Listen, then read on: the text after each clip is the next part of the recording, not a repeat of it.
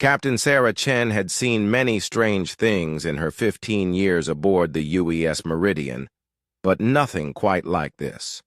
The massive fleet hung motionless in the void, silhouetted against the amber glow of a dying star.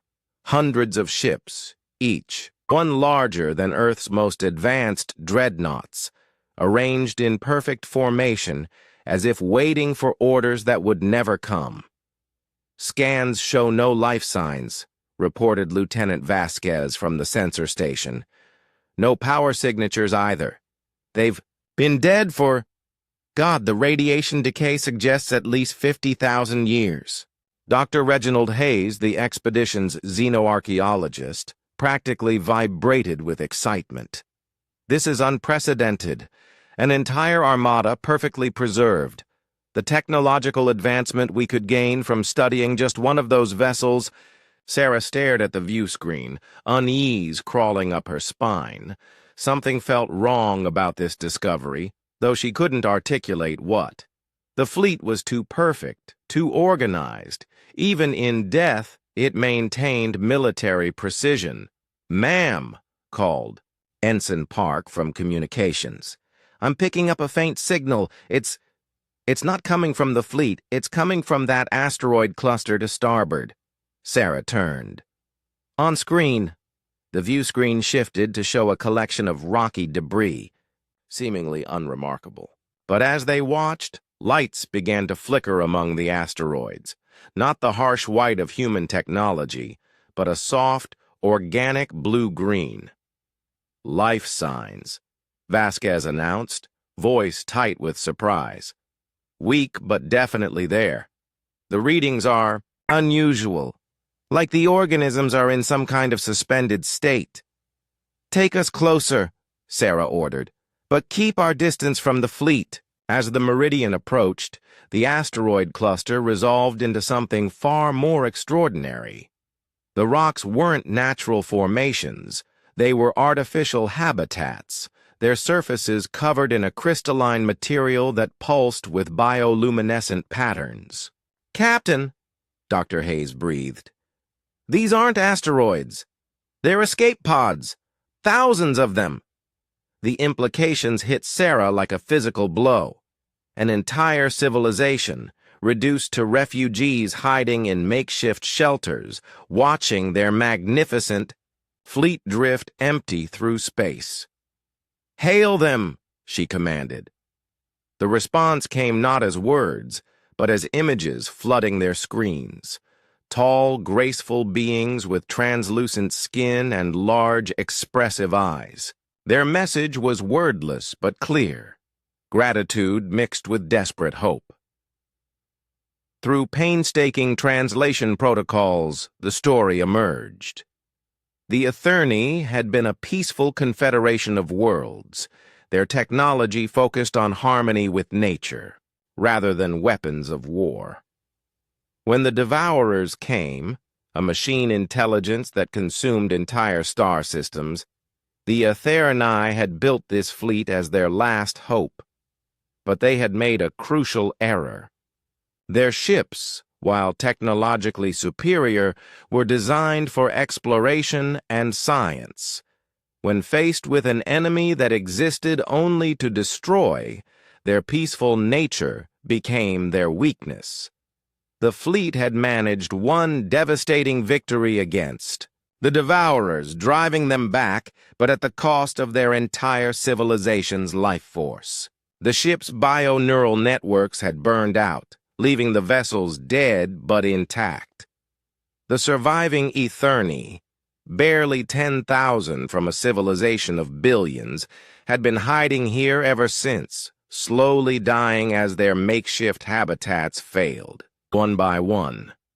Elder Valen, their leader, communicated the final piece of their tragedy through the translation matrix. The fleet wasn't just dead, it was cursed.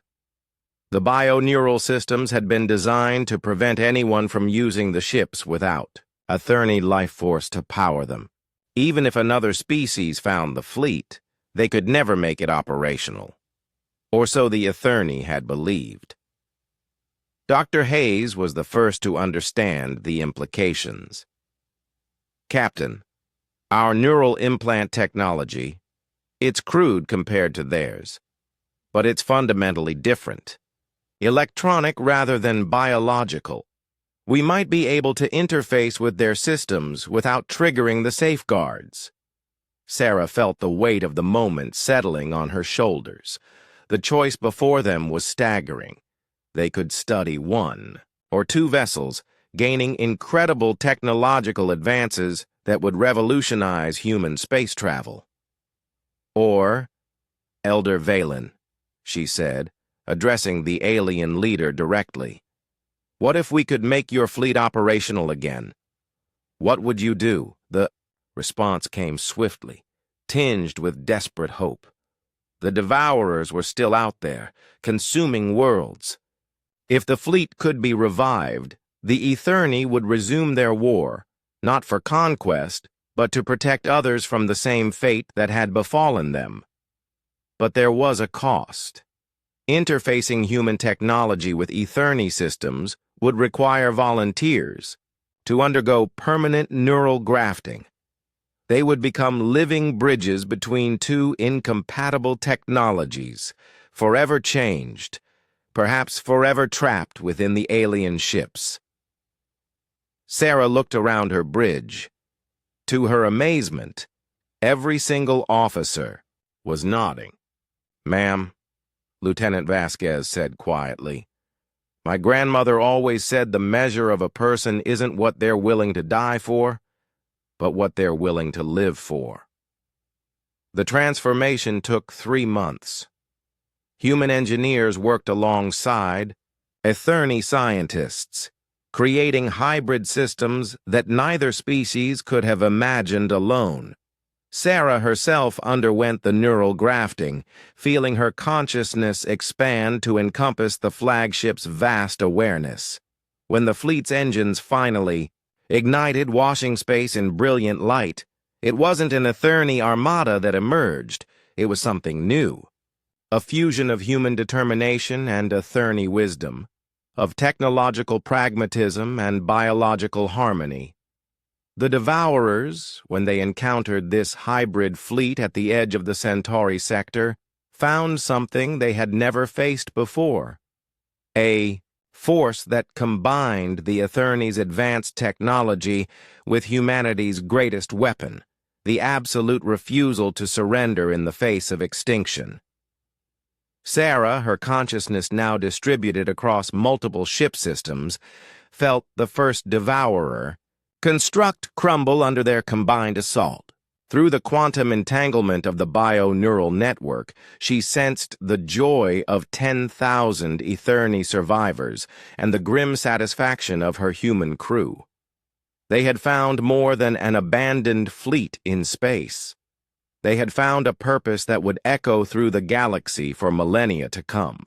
The choice that had seemed like sacrifice had become transformation, and that transformation would save countless worlds.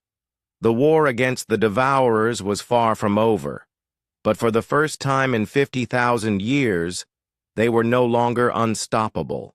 Humanity and the Eterni had chosen to become something greater than either could be alone. In the depths of space, where the light of dying stars painted everything in shades of amber and gold, a new chapter in galactic history had begun.